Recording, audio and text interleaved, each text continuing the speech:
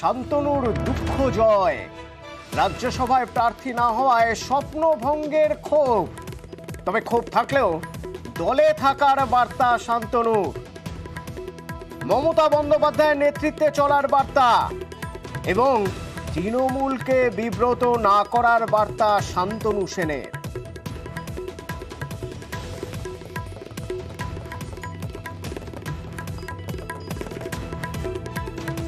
ভালো কাজ করে আবার সুযোগ পাওয়ার স্বপ্ন দেখাটা অন্যায় নয়, বা ভালো কাজ করে কোনো জায়গায় সুযোগ পাওয়ার স্বপ্ন দেখাটাও অন্যায় নয়।